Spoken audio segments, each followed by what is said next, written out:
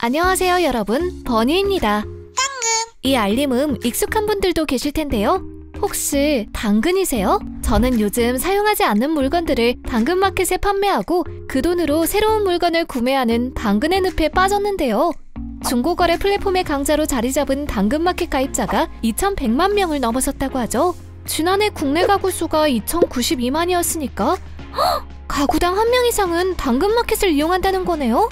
최근에는 당근마켓이 시리즈 D를 통해 1,789억 원이나 투자를 받기도 했는데요. 특히 이번 투자에 DST 글로벌과 에스펙스 매니지먼트, 레버런트 파트너스 등 신규 투자사를 비롯해 소프트뱅크 벤처스 아시아, 알토스 벤처스, 카카오 벤처스 등 이름 있는 글로벌 투자사들이 총 출동했다고 합니다.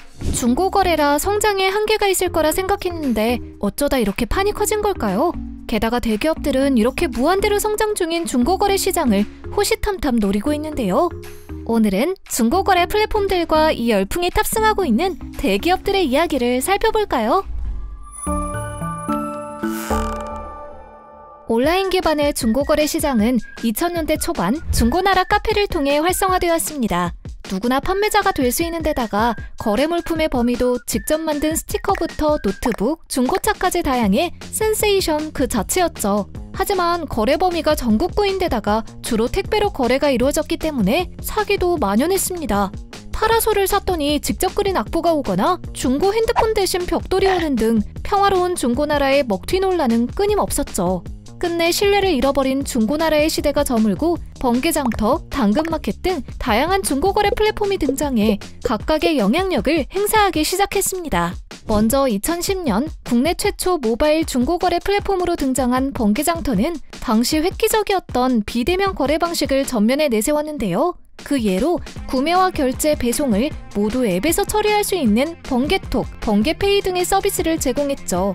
특히 번개장터는 가입자의 84%를 차지하는 MZ세대의 전폭적인 지지를 받고 있는데요. 취향을 잇는 거래라는 컨셉으로 아이돌 굿즈나 스니커즈 등 1020 세대에게 핫한 아이템이 많이 거래되며 패션과 디지털 부문에서 두각을 드러내고 있죠. 다음은 중고거래 시장의 신흥 강자이자 독보적인 레이스를 펼치고 있는 당근마켓입니다. 당신 근처의 마켓을 표방하며 자신이 등록한 지역 근처의 중고거래를 중개해주는데요. 이른바 실세권에 위치한 사람들끼리 거래가 가능하며 지역 등록 시 위치 인증이 무조건적으로 이루어져 사기를 예방할 수 있죠. 중고거래 외에도 가까운 이웃끼리 지역 소식이나 정보를 공유할 수 있는 커뮤니티는 당근마켓의 대표적인 성공 요인이라 할 수 있습니다. 최근 중고거래 시장이 급속도로 활성화된 이유는 불경기일수록 호황을 누리는 전형적인 불황형 산업이기 때문인데요. 코로나19로 불황이 계속되면서 시장이 성장했고 자연스레 중고 물품에 대한 소비자들의 인식도 긍정적으로 변하면서 중고거래 시장의 포텐이 팡팡 터진 거죠. 트렌드모니터의 중고거래 관련 인식조사에 따르면 소비자 10명 중 7명이 과거에 비해 중고물품에 대한 거부감이 많이 줄어들었다고 답했는데요. 중고거래 시장이 활성화되고 있는 요즘 지난해 국내 중고거래 시장 규모는 사상 처음으로 20조 원을 돌파했고 올해는 24조 원에 이를 전망이라고 합니다. 와우! 이처럼 스타트업들의 무대였던 중고거래 시장이 전성시대를 맞게 되자 사업 확장의 대가 대기업들이 투자가 간절한 플랫폼들에게 손을 뻗었습니다. 중고거래 3대 플랫폼을 향한 발빠른 대기업들의 구애 한번 살펴볼까요? 최근 롯데쇼핑은 전략적 투자자 자격으로 약 200억 원을 투자해 중고나라를 인수했습니다. 롯데온 등 온라인 사업에서 부진하다는 평가를 받아왔던 롯데의 재도약을 위한 야심찬 결정이었는데요. 하지만 아쉽게도 이렇다 할 성과를 내지 못하는 실정입니다. 모바일 중고거래 서비스가 시장의 대세가 되면서 중고나라도 뒤늦게 자체 앱을 내놓았지만 사람들은 여전히 모바일보다는 PC 서비스를 이용했죠. 그러다 보니 회원 정보 및 데이터 활용이 불가하여 새로운 비즈니스 모델로의 확장이 어렵다고 합니다. 그렇다고 1,800만의 회원 수를 보유한 네이버 카페를 버릴 수도 없는 노릇이니 휴...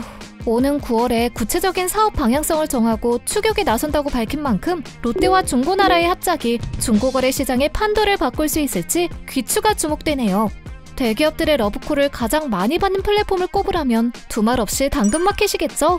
여러분, 놀랍게도 당근마켓의 창업 배경에는 카카오가 있는데요. 김용현, 김재영 공동대표는 카카오 출신 창업가이며 재직 당시 사내 중고거래 게시판에서 아이디어를 얻어 당근마켓을 창업했다고 합니다. 카카오 패밀리 기업이라 해도 무방할 만큼 2015년부터 꾸준히 카카오벤처스의 투자를 받고 있다네요.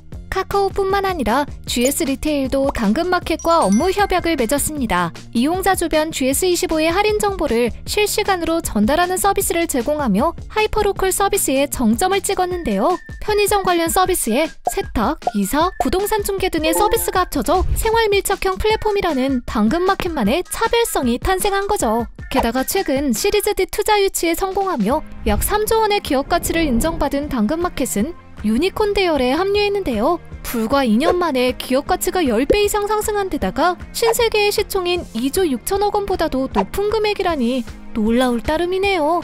당근마켓 투자사들 중 스타트업 VC로 워낙 유명한 소프트뱅크나 알토스벤처스 등이 있는 것도 놀랍지만 특히 DST 글로벌은 페이스북과 트위터에 초기 투자한 것으로 유명한데요.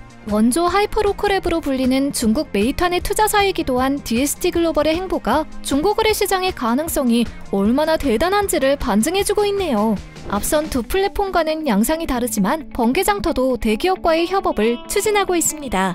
핫한 브랜드만 입점된다는 더 현대서울에 지난 2월 한정판 스니커즈 리셀숍 브그즈 트랩을 오픈한 건데요. 번개장터의 첫 번째 오프라인 매장으로 하루 평균 방문객이 1000여 명에 달하고 주말에는 300명 가까이 줄을 설 정도로 관심이 뜨겁다고 하네요. 사실 네이버가 번개장터에 힘을 실어줬다고 보는 관점도 있습니다. 2013년 네이버는 벤처투자사 프라이머로부터 번개장터의 전신인 퀴캣 지분의 51%를 매입했지만 지난해 다시 사모펀드에 매각했죠. 하지만 또 어떤 대기업이 번개장터에 눈독을 들이고 있을지는 모르는 일입니다. 이러한 대기업들의 행보를 보고 중고거래 시장까지 잠식하려고 한다고 부정적으로 생각하는 의견도 있는 반면 개인 간 사기 행위에 대한 대응이 잘 이루어질 것이라는 긍정적인 견해도 있습니다. 지금까지는 사기 및 불법 행위에 대한 대응이 플랫폼 차원에서만 이루어졌기 때문에 비교적 취약했지만 대기업이 진입할 경우 이러한 문제에 대응할 다양한 방법을 찾을 수 있다는 거죠. 그간 대기업들은 막대한 자본으로 별 무리 없이 사업을 확장해왔지만 중고거래 시장은 조금 다릅니다. 플랫폼마다의 성격과 목적이 뚜렷해야 하는데요. 바로 당근마켓이 이웃 간 직거래, 번개장터는 취향을 잇는 거래라는 컨셉을 가지고 있는 것처럼요. 때문에 중고거래 시장의 특성을 잘 이해하고 여러 문제에 대한 해결책을 제시할 수 있는 대기업만이 중고거래 플랫폼 간의 경쟁에서 주도권을 잡을 수 있을 것입니다. 중고거래 시장이 새로운 가능성을 보여주고 있는 만큼 현재 왕좌를 지키고 있는 당근마켓이 이를 지킬 수 있을지 혹은 대기업과 동맹을 맺은 또 다른 중고거래 플랫폼이 그 자리를 차지할지 궁금한데요. 월요지식회와 함께 지켜보시죠. 이상 버니였습니다.